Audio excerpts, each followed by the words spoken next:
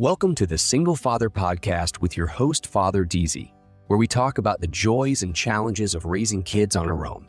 Join us for inspiring stories, practical advice, and a healthy dose of humor as we navigate the ups and downs of single fatherhood together. Follow us for the latest episodes, behind-the-scenes content, and a community of fellow single dads. Relationships, parenting, mental health. Let's vent together. Well, hello, ladies and gentlemen. It is Father DZ, the single father himself, giving you another episode of the Single Father Podcast. Thank you guys so much for joining me. It's going to be a special one today, guys. It's going to be my very first full video podcast. Full video. I'm trying something new. I'm going to see if it works. If it doesn't, I'm very sorry to say this will be my last one, but we'll see what you guys think. I wanted to wait until I get, into my new house I plan on moving into the next couple months and getting like a whole nice, studio set up where I can have my podcast and some nice cameras and background lighting. I have a whole plan about it, but, I wanted to at least try it out and see what it'd be like to have a full video podcast episode. So this is going to be, uploaded on YouTube. Please check it out. It's just the Single Father Podcast on YouTube. Give it a listen and enjoy. By the way, we have other things you can follow us on: Facebook, Instagram, the Single Father Podcast. We also have TikTok. I think it's a Single Father Podcast as well. We're on pretty much everything except for Twitter. Twitter's just my name, Kendall Donaker, and I post a variety of things on there. But I'm excited about it. Guys, today's episode is going to be, really heartfelt and, pretty blunt and upfront. And I want to share this with you guys, but bear with me as I struggle to find the exact words because there's certain topics that I'm going to be discussing that I have to be kind of careful on. I have to be somewhat vigilant with my words and trying to think about the politically correct thing to say. So at times I may draw a blank and just, bear with me. But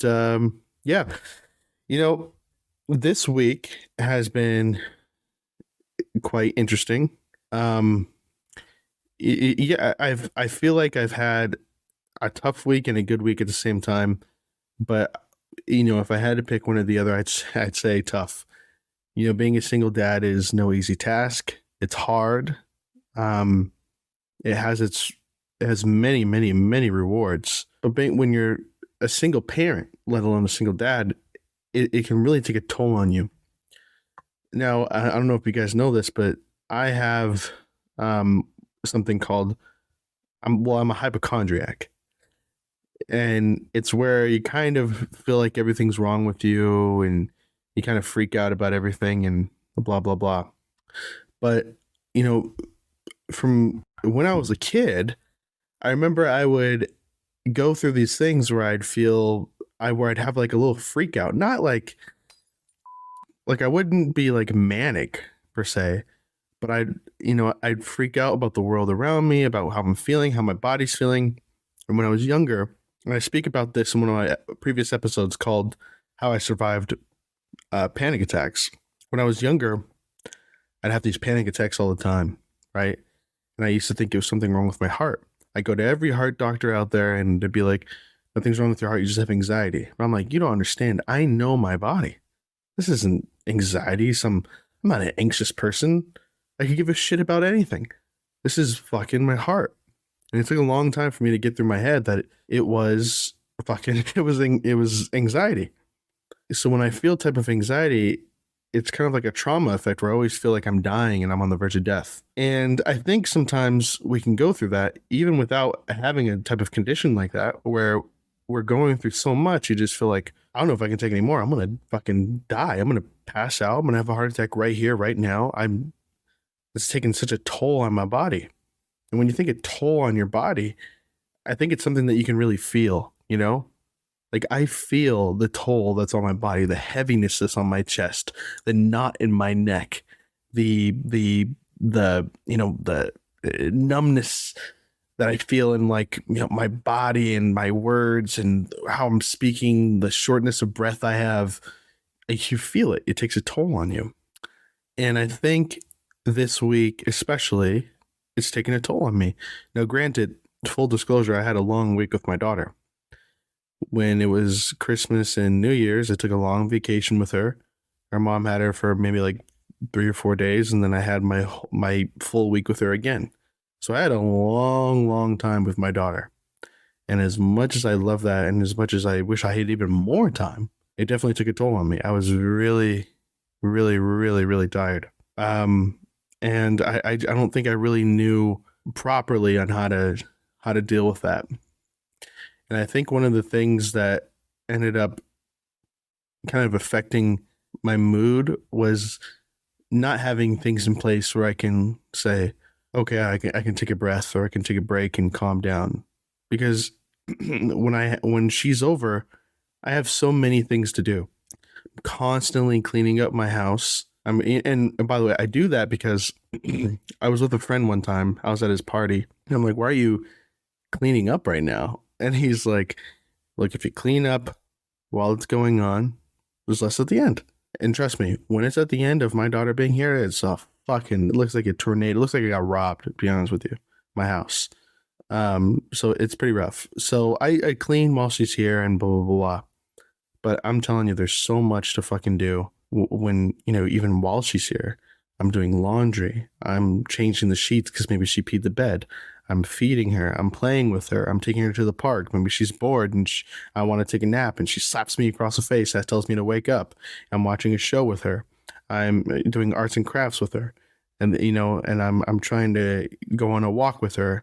I'm trying to stop her from painting the dog. I'm trying to stop her from flooding my kitchen. I'm trying to teach her to put her messes away. I'm back to back to back, on the go, baby. It's a lot. You know what I mean? And it can kind of blow your mind. And on my previous episodes, I talk about how TV parents can kind of shape our, parenting styles now. I was watching Modern Family, and I was watching, Claire Dunphy always doing laundry or something like that, like a typical housewife. And I'm like, yeah, I'm that house husband that's always cooking and cleaning and doing a whole bunch of shit. And it can really get to you. I'm like, this is my life, and I have a job, and I want to do other things too. I think, I always talk about how, in the most kind of, I don't even know how to describe it. Only a parent can really know what I mean. But I want, my kid not to be just my foundation for living. I want other things I want to be passionate about. I'm writing a book. I'll tell you guys about this later in the podcast. I'll talk about it later, but I'm writing a book called, I'll tell you guys at the end, but I'm writing a book. I'm studying for my real estate exam. I also have a job, I'm focused on getting a house soon. I have so much on my plate, and it's really hard to take it one step at a time. It really is. But more than all of that put together, because that I think I can deal with. More than that, the icing on the cake is my consistent challenges with my child's mother. It is very, very, very difficult. It's hard. It really is. To the point where I almost don't know how to, my dad got a divorce twice, but, his situations are so different than mine. Without going into his deal, I don't think he can really guide me on my situation because it's so different. He can agree with me. I tell him certain things that happen. He's like, oh yeah, I agree. But how to go about it is very confusing. It's very, very confusing. And it makes you think about how I even got here. I've known this woman for a very long time. This podcast is sponsored by Keys AI. Guys, if you're single or struggling with dating, I think you're going to be very interested in what I have to say next. If you've ever used a dating app, you know that they're a huge pain. But what if I told you that there was a virtual wingman that worked on every dating app? That's exactly what the guys over at Keys AI have built. Keys AI is your virtual wingman that suggests exactly what to say to land your next match. I've used Keys AI on Tinder, Bumble, and Hinge, and let me tell you, it is an absolute game changer. I won't even use dating apps without it now. If you want to start getting more dates immediately, then download Keys AI for free at thekeys.ai or search Keys AI in the App Store. Guys, what are you waiting for? Download this app today. Yeah, I known this woman for a very long time, and it's challenging to think about how we've got to this point.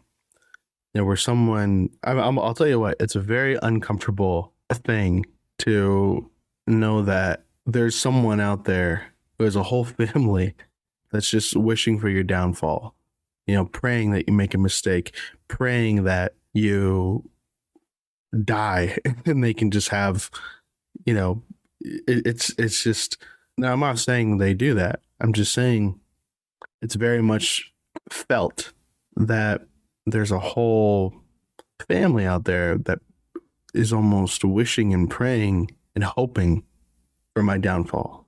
It's very uncomfortable. And, it's hard because when we were younger, there was a lot of mistakes being made, but I'm not really that person that is portrayed in the view that I assume comes across on that end of the aisle, if that makes sense. I was thinking about Will Smith the other day. Will Smith. Oh, Will Smith. It's no joy kind of adding to the topic of Will Smith. But I'll tell you this, Will Smith's my favorite actor. A funny thing that I saw on YouTube was this guy, George Wallace, is a comedian. And he was going through this whole bit about, he's like, fuck Will Smith, blah, blah, blah, blah, blah. But he says, in all seriousness, the heart of that was Will Smith ruined that night for me because I was waiting for my favorite actor to win his award. And when he slapped that man, he basically spat on the faces of everyone who was supporting him and rooting for him and watching him. And it's interesting because he said, that slap basically slapped me because I idolized you, I looked up to you, and you treated me as a fan of disrespect because of that. And I thought that was very interesting because one of the main reasons that I do this podcast is to give people a different side of myself and make people see that I'm not a person that I was. When I was younger, I used to be just a big old asshole. I was angry at the world. My parents were divorced and a whole bunch of shit. And one of the things that I wanted to prove to people was that was a really bad time for me, but I am not that person. In my heart, there's so much more to see. And I was thinking about Will Smith and thinking about how many people reacted to that situation, his worst moment. And I thought about, for some of those people, their opinions are going to be set in stone. But for others, there is more of Will Smith yet to see. The difference is, between me and him is, besides the obvious, is he has a history of being a really great person, a good person. Me, I just had a bad history of just being an asshole. And I desperately wanted to change that these past couple of years and give people a different side of myself and to say, hey, I am human just like you. If you cut me, I bleed the same just like you. It is red just like everybody else. We have the same blood. I am human. And allow me to be human. Allow me to make those mistakes and to change. Allow me to show you a different side of myself. And if you listen to this podcast, you will learn more about me. Maybe you'll dislike me even more. Maybe you won't be sympathetic. Maybe you will. Or maybe you'll just see a different side of Kendall. Maybe you'll see Father Deezy, the guy that I want to be for my daughter. A stand-up man that she can look up to, idolize and hopefully judge other men by. That's the man that I want to be. That's the man that I am. And that's the man that I am committed to being. So it's interesting because something that Will Smith has to accept, and, me too, is that there will be people out there that no matter what, their opinions will remain the same. And there is nothing you can do about it. And all we can do, because part of being an adult is accepting the things that you cannot change and to change the things that we can. And the reason we pray for the wisdom to know the difference is because there is often a fine line between the things that we believe can change and the things that never will. And going back to my situation with my co-parent. I think that's a situation that never will change. I've tried, and we just have a vastly different set of opinions, which sucks. Because I wanted so badly, my main motto, everyone knows this, my main motto for co-parenting has always been making sure that my daughter grows up as normal as possible. Over the last couple of weeks or months, and to be honest, last couple of years, I've been realizing that I can only do the best I can, and I cannot change the things that cannot be changed. The fact is, her mother and I don't like each other, and that's okay. Oftentimes, and I've said this before, but oftentimes when you split up with somebody, it's more times than not, it's because you don't really want to spend another moment together with them. And when you have to spend the next 18 years with them, that can be a very surreal experience. One that can take a toll on your mental health and maybe on your ability to forgive and move on. But it does have an effect on how you move forward. And her and I don't like each other. I've always said that we've been able to do well is be good co-parents. And I think that is a little different today. What I believe we do well is that there's no, when you're over at my house, F your mom, there's no, I believe, when she's over at her mom's house, there's no F your dad. I believe that we treat our daughter with love, safety, encouragement, respect. I believe that our daughter is happy, nourished, cared for. Those are the things I think we do really well. But I think those are the things we do well as just parents. When it comes to co-parenting, I'm afraid that, again, has been one of my biggest failures. I cannot get that right. I cannot. I'd say I don't know why, but it's just we have such different fundamental beliefs in how to raise our daughter and how to get along. We have pretty much different beliefs on everything. And that can be really tough because I want to have a solid parallel foundation for our daughter. That's what I believe. I will say this. I'll tell you this. A while ago, was telling my child's mother about a situation where I felt that Layla, my daughter, was, she was peeing her pants a lot, blah, blah, blah, blah, blah, right? I got a response that said, I think she's just having anxiety because of change in different parenting styles. So I said, all right, well, I would love for us to share parenting styles. What's yours? The response I got back was, I think we should, it was something on the lines of, I think our parenting styles should remain different, or I don't think we should share parenting styles. And I will never, ever say a bad thing about my child's mother, ever. I will never disparage her or paint her out to be anything, ever. But that was the wrong answer, in my opinion. For me, it makes no earthly sense that our parenting styles should remain different. None whatsoever. Can't even think of a reason. But look, it's not like I feel like I'm more right or she's more wrong, or I feel like she's doing anything morally wrong whatsoever. I kind of think of it as this. We believe in the fundamentals.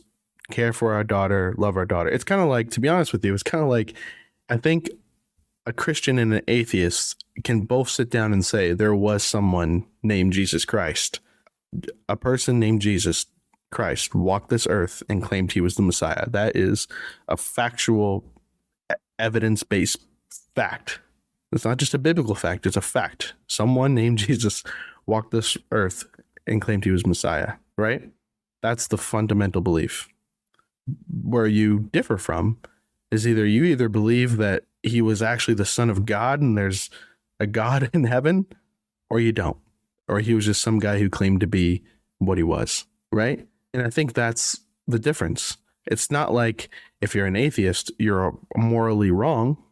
And it's not like if you believe in God, you're morally incorrect. Neither side is a bad person per se. It's just you have clear differences on the details of that belief. You believe there was a person named Jesus, but the details of that, how, why, where, when, what, blah, blah, blah, blah, are so different that it's almost impossible for you to see the other person's side. Because if you're a true hard-born atheist, you're not going to church. You don't understand, right? You just don't get it. And if you're a true hardborn Christian, you don't understand that. You just don't get it. And it's not like either side is completely wrong. I mean, hey, when we die, we'll find out, right? But it's not like either one is wrong. It's just you have core differences in beliefs on what the details of your discussion is. It's beyond comprehension. It's beyond it. You just disagree. You know what I mean? You just fundamentally disagree. And there's nothing you can do that could possibly influence the other side. You realize that is a dead fight. And I think that's a bad example, but it's kind of my situation. I'm not saying I'm the Christian or I'm the atheist or whatever it is, but we have such differences in beliefs. It is almost impossible for each other to see our sides. And to be honest with you, it's gone so far in one direction that I don't ever see it being pulled back into another. Meaning it is what it is, and it is what it will always be. And that may sound pessimistic, but I think there comes a point where when you pray to ask for the wisdom to know the difference, I think I've learned that wisdom. The difference is I've tried long enough. There's nothing there to move forward with other than to say, I guess when my daughter's over at my house, I will be the best parent I can be. When she's over at your house, I hope you're the best mother you can be. And that's it. I often watch those people on TikTok who flaunt their relationships with their co-parent or ex-partner. And it's just such a good relationship. And look, I would love nothing more than to, and it's not that, here's the thing. It's not that I want us to be good because I just want to feel good or be around her. It's just, I want it for my daughter. Growing up with a divorced parents, I always thought it was so heartbreaking that I didn't have my parents together to support me. I have 2 pictures in my house of my parents together with myself. One was like a portrait that I had when I was maybe Layla's age, such a young little boy. My daughter, Layla being my daughter. And the other was my high school graduation. It was a time where they both came and I was so happy. And I looked at them both and I said, I know you both hate each other, but please, this is probably the last photo I'm ever going to get of you guys together. Take one photo for me. And they did, because they love me. And no matter what I feel about my mom or my dad, it was pure love. They put their hatred aside and they took that picture for me because they loved me. And I have 2 pictures side by side together, one from when I was a boy and one when I was at my high school graduation, of both of them together. And they both smiled for me. And as chaotic as that time was with my parents, that was one of the happiest moments that I have stored in a memory photo album, is that day where I still have, where they put their hatred aside and put their love for me first. That sounds amazing. And that's what I strive to be. That person for my daughter. That's all I wanted for her. Not for me, for her. And I feel like I failed at that because it is not a great situation that I have. And look, I'll tell you right now, it's not the worst situation in the world. I'm not in a court battle. I'm not in a constant, it's nothing crazy. It's just not what I expected. I mean, more than that, it's more than not what I expected out of having a kid. It's not what I expected us to be at this point in time, which sucks, And why all that is I can't say. But what I will tell you is it breaks my heart that I can't do that for my daughter. Now, look, I do not know the future, but what I can tell you is I am accepting the way things are as they are right now. I'll tell you what, one of my biggest fears in life, and I mean my biggest fear, is that I will die early, die young, and my daughter will never get to know the love that I have for her and the care and the just desire to see her grow and be happy. And the commitment I put in as her father, that's one of my biggest fears, is that she'll just forget me. That's my biggest fear because, like I said, I'm not trying to say anything about anything, but I have how do I put it? And I told you guys to bear with me because I'm trying to be as blunt as possible, but I have a deep fear that I will not be represented accurately at her mother's home if I ever did die early or die young. If anything ever happened to me, if I walked outside tomorrow and got struck by lightning, I'm pretty confident that it would be allowed that the memory of me would fade away at her mom's house. To put it bluntly, I'm scared that she will be allowed to forget me over there. It's my biggest fear. It's hard. It's hard for me to even talk about. But my situation right now with her mom is that bad where I feel like, I don't know. I had a conversation recently with her about, I heard over the phone when my daughter was talking to her mom and her mom's boyfriend, he referred to himself as Dada, and it triggered me, right? I mean, as a father, obviously it would trigger you. I sat on it. I talked it over with some people, and I decided to message her. And I said something really polite, but to the point. I thought it was fair. I said, listen, I'm not a weekend dad. I'm not a holiday dad. No offense to anyone who is, but I'm a full-time dad. Maybe 50-50, but I'm full-time, baby. I'm all in. And so I felt a little uncomfortable and off-putting that she would be encouraged to call him Dada.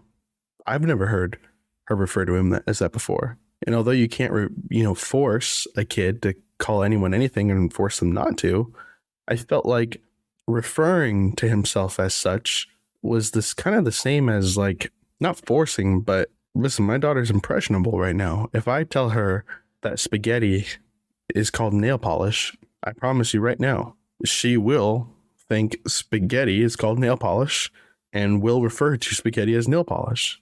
Right now, she's learning different dynamics and different aspects in her life and who everyone is and the importance they play in her life and things like that, right? So I said, I'm a little uncomfortable with that. I'm Dada, right? Now, I expected a very negative message, but the response I got back was, Layla loves and respects him, and it's been years, and sometimes goes in between calling him Dada or not. We went back and forth a little bit, and she sent me an article. And I'll tell you what, the only thing I'll ever say about it is if someone sends you an article about something in a situation where it's not entirely warranted, if that makes sense, I feel like it's just taken as disrespect.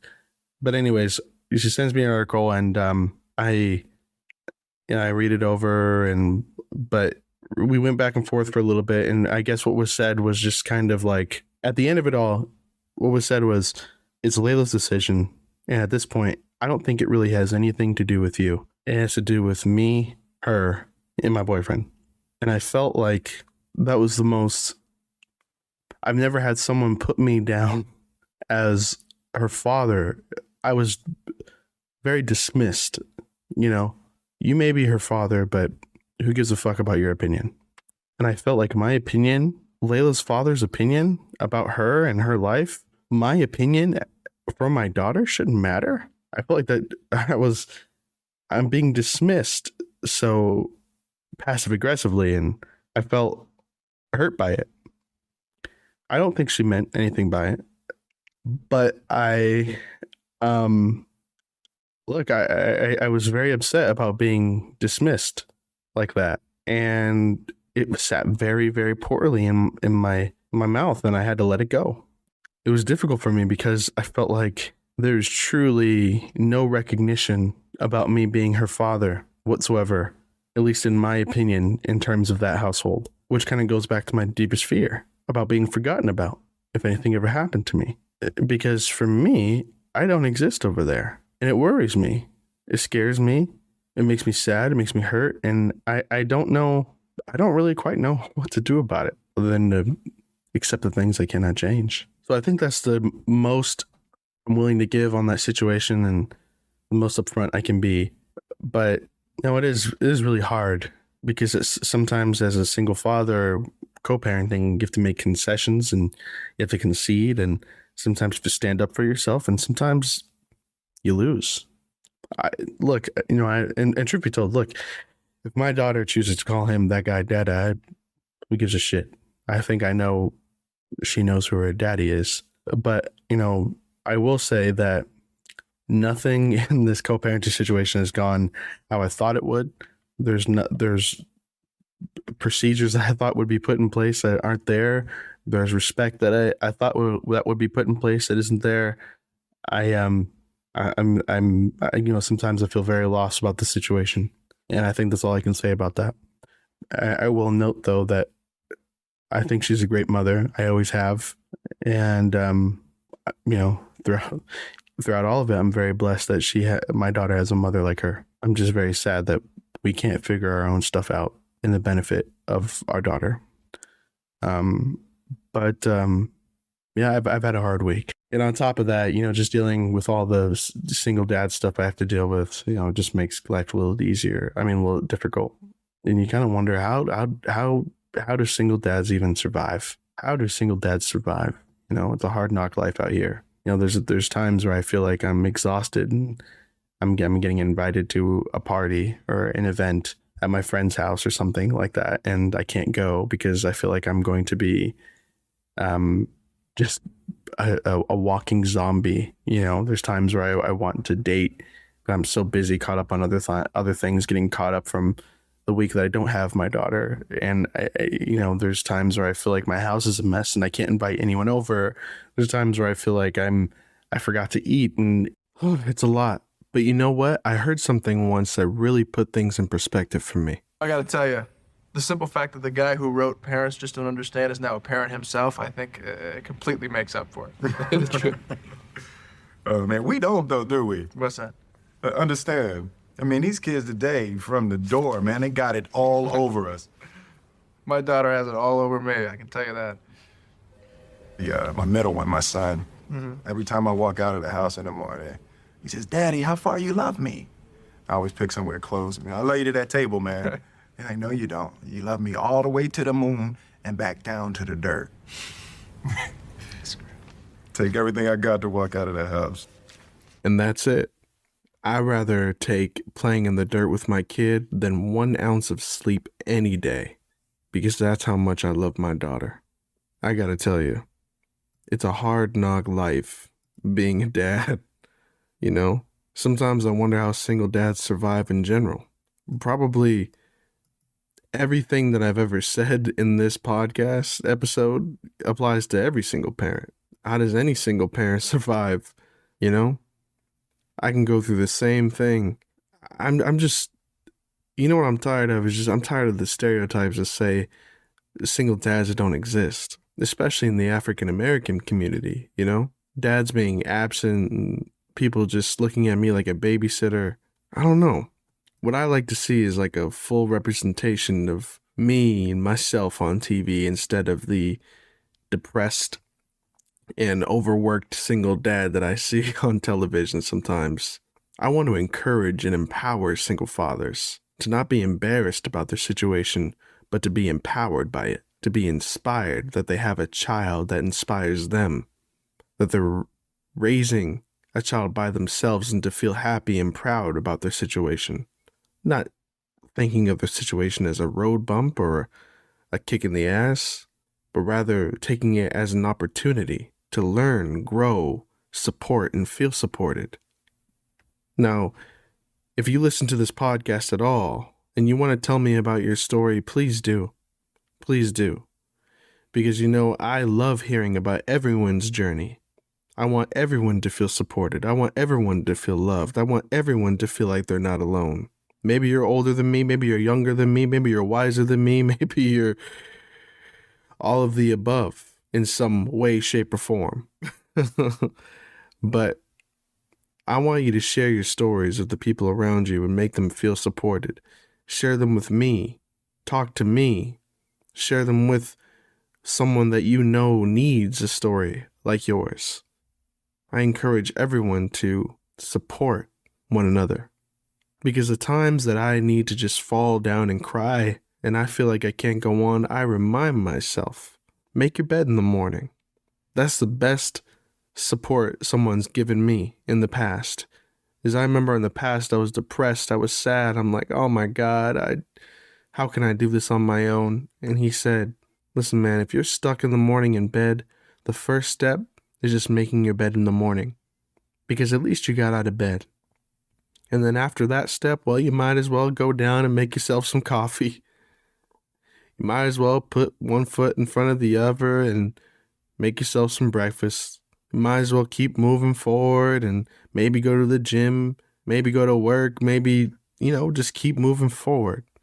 And eventually making your bed in the morning won't be the first step. It will be it'll be the back of your head. It'll be like clockwork, a routine. It won't be a step. It will be a routine. I get through the day with a little bit of chaos, but a smile on my face. Because at the end of the night, when I tuck my daughter in and I finally crawl into bed, I say to myself, you made it. You made it through another day with a little chaos, but a smile on my face.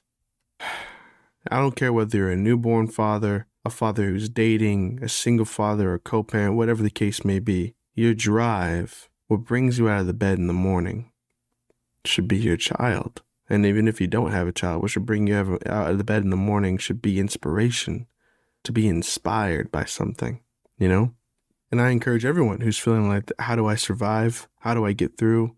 Think about what's important to you and keep moving forward. I have a picture of me and my daughter on my desk.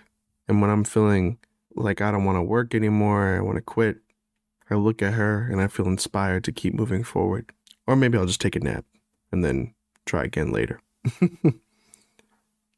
I'm going to read you guys something that I wrote on my website, ventpack.org. And it's a dedication to my daughter and everything that she's inspired me to do. And I want to read this to you guys because, well, first of all, it's an inspiration and kind of a love letter to my daughter, but also I took some inspiration from Kobe Bryant and his short clip, Dear Basketball. And it's funny because the love and inspiration that he felt towards basketball inspired me to write what I wrote about my daughter. And I'd love to share that with you guys. And, it goes like this. Dear Layla, from the moment I knew you were coming into this world, I fell in love with you. A love so deep, it consumes me and drives me to be the best version of myself for you.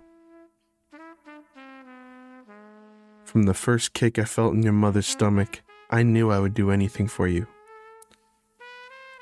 I have dedicated my mind, body, spirit, and soul to you, my sweet daughter. As a new father deeply in love with you, I never saw the end of the tunnel. I only saw myself running out of one, running towards you and everything you needed. I ran through every challenge, every obstacle, because you asked for my hustle and I gave you my heart. You have given me my biggest dream, and for that, I will always love you. I wish the time that we have together could last forever, but I know that one day my body will know it's time to say goodbye. And that's okay. When that day comes, I will be ready to let you go. Not because I want to, but because you have given me the greatest gift of all, life. Until then, I want to savor every moment we have left together, the good and the bad. We have given each other everything we have. And no matter what we do next, I will always be that excited young man, full of love, standing next to your mother, waiting for the doctor to place you in my arms. Love you always, Dad. I think all of you tonight should write a letter to your children. Even if they can't read it, even if they don't understand, write a letter to your children and let them know how much they mean to you, how much they inspired you, how much you're inspired by them, so on and so forth. Write a letter to them and think of all the ways that they help you keep moving forward. And if you're ever feeling like it's too much and you need someone to talk to, or if you need someone to just listen to, join me in more stories next week and hopefully support each other in more ways to heal, grow, and keep moving forward. I'm your host, Kendall Donaker, Father DZ, and thank you so much for joining me on today's episode. And guys, there's a lot of things I would love for you guys to do for me. One of them being is, first of all, like, subscribe, share, and leave a review of this podcast. If it resonated with you in any way, if it spoke to you in any way, if anything I said you vibed with, please go leave a review, comment, and share it with a friend. Make sure you follow us on Facebook, Instagram, TikTok, at the Single Father Podcast. There's also a Patreon. If you want to become a patron of the podcast and support us, I would really appreciate it. Well, the lowest price we have is just $5, the price of a cup of coffee a month. It would really help us grow bigger and do better things and create, hopefully, longer and better quality videos and audio. I have big plans for the podcast, so if you are willing to support, that'd be great. There's different tiers that we have too. There's a tier where you can join a private Facebook group that I have for our patrons, where it's just single fathers supporting each other, discussing topics about life and, love and so on and so forth. You can have a video chat with me one-on-one. You can have a say in different topics that we cover on upcoming episodes. There's a lot of benefits that we have, including, discounts to our online store, shop.venpack.org. I would love for you guys to support the podcast, and we would really appreciate it. Most importantly, if you have something that you want to share with the world, if you have a story that you feel like is beneficial to all of our supporters and the single fathers listening, email me at hello@venpack.org. Title the subject Venting Sessions, and I'll know that you want to be a guest on the podcast. And just, write me, what you're looking for as far as conversations, what you want to talk about. And hopefully I can have you on as a guest on the podcast and we can have a little venting session together. I had that just last week with David Williams. In our previous episode, he shared a wonderful story about his life, his son, and growing up in a single father household. It was an inspiring story that I know a lot of you loved. Please go check that one out. But I look forward to having more of you on the show as well. If you have a question that you want answered on the show, at the end of each episode, I at least try to read some questions that come anonymously from you guys. So if you email me at hello@venpack.org, and if you title the subject if you title the subject mailbag, I will read those questions on the show. And, I will read them as anonymous. And hopefully at the end of each show, you have your question answered. So let's do a few of those now, actually. So let's get into the section of the podcast, mailbag. All right. So first things first. I saw you did this comes from Anonymous. I saw you did a podcast with Leah Liss, who has a book about having the sex talk with her children. Can you give me some tips about how to experience that? I'm a little nervous and a little confused on how to approach that with my children. Good question.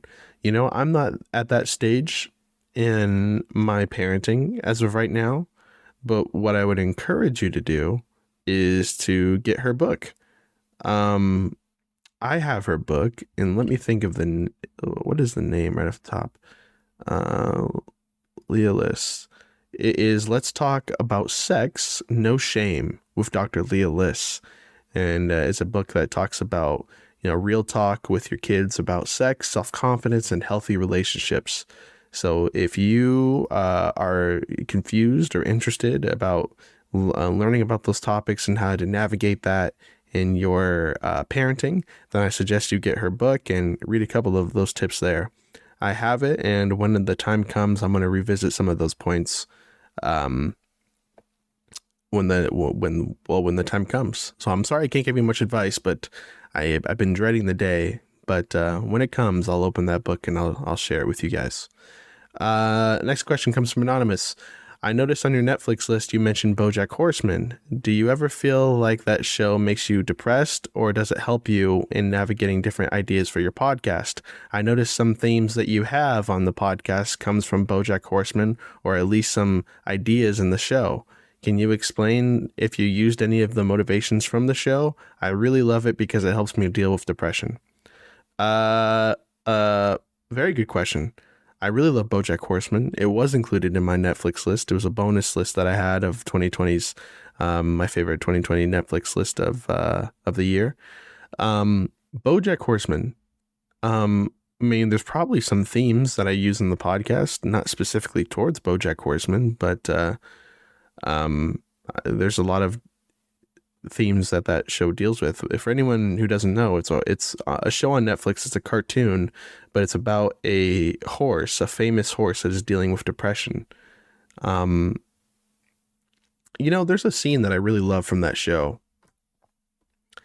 and it's about BoJack talking to a guy named Herb, and it's a guy that BoJack really, really wronged in a really bad way. And he was talking to Herb, and he said, "Look, Herb, I don't know how to forgive myself if you can't forgive me.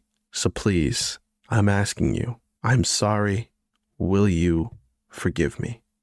And I remember that episode because Herb's response was, "No, I can't do that," or something like that. But I thought that was so deep. Now, when I watched that episode, I was like, fuck, man, that's kind of depressing. He apologized. He did everything he's supposed to do, and still the guy can't forgive him. But I thought that taught a very good lesson to the viewers and to the character, which is that sometimes people's opinions of you are always and will always be set in stone.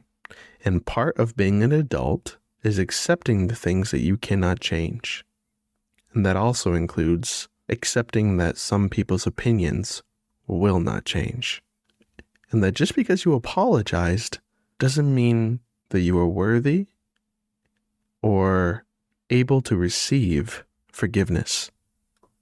It doesn't matter if it's right, wrong, or otherwise. It is what it is. And I thought that taught a very good lesson there. That sometimes the consequences to our actions are permanent. And I know that's kind of a depressing topic, but I don't know. I thought that's a really good lesson to kind of be aware of and maybe teach your kids someday. Anyways, BoJack Horseman was a great show. Yes, it's a show that deals with depression. Anyone who's depressed should watch that show because although it's a comedy, it's a really nice show about how to navigate depression and kind of what it looks like. I think you'll find some lessons in there, kind of like I did. Next question from Anonymous. If you ever had more kids, how do you think the dynamic would work with your co-parent and your, I'm sorry, let me read this again. If you had more kids, how do you think that dynamic would work with your co-parent? Since your daughter already has a sister, how would you navigate having a child with somebody else in regard to your daughter? I have no idea what that question means. Let me read this again. Okay, I'm just going to assume that you're saying, how would I deal with having another kid and my daughter having a yeah, I get what you mean. I don't know how I deal with it. I'll tell you what, I don't know. I just take it as it comes. I don't think it's that big of a deal. They just keeps showing love and support and blah, blah, blah. So, yeah, I really don't know. But, interesting question. I'll have to think about that more.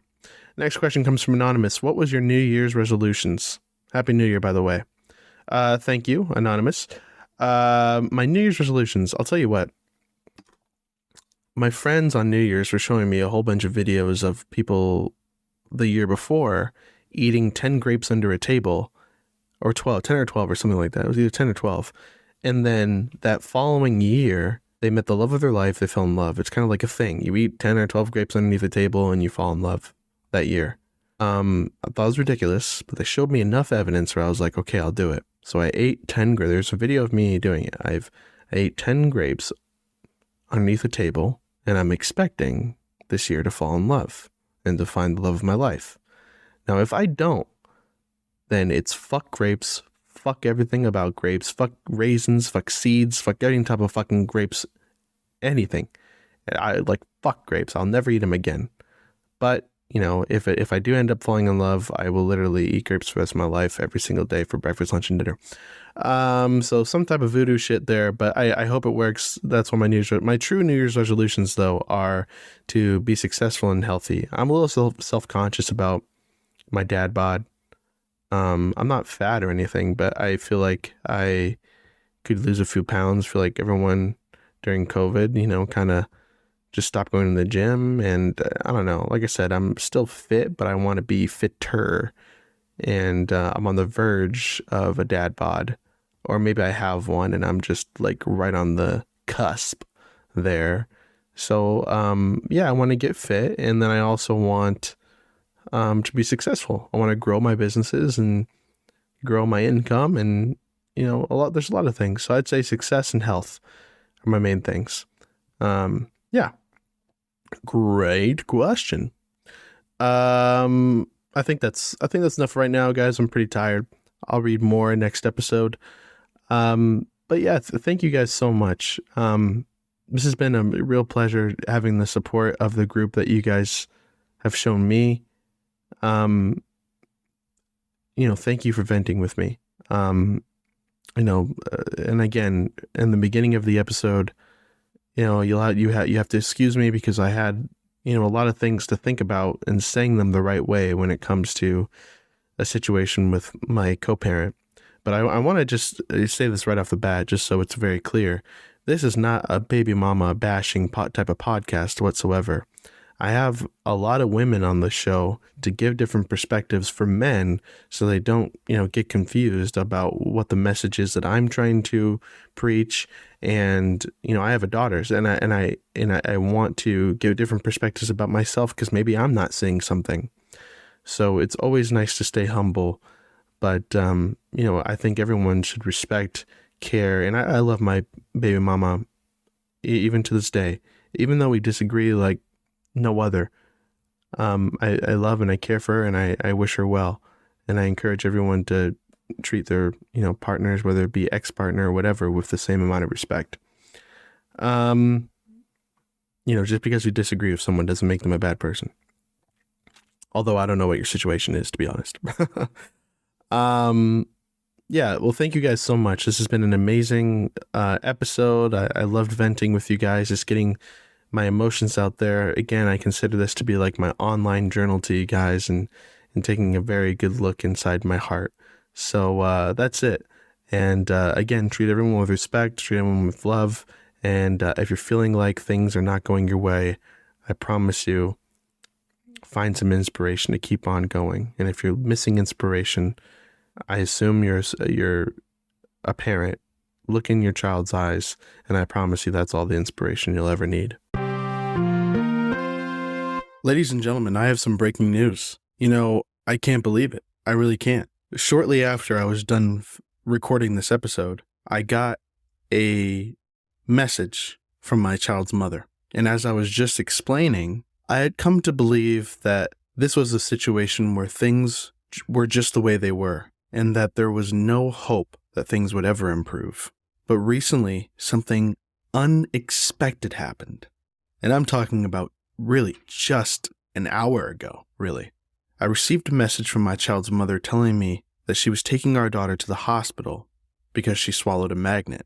I was nervous and frightened by the message, so I rushed over to the hospital to see Layla and her mom in the waiting area. I sat down and talked to my daughter about what happened and asked her if she was okay.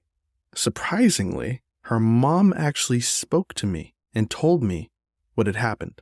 I was shocked. I was shocked that she spoke to me. I have not seen her in almost 2 years, and we only speak through a parenting app.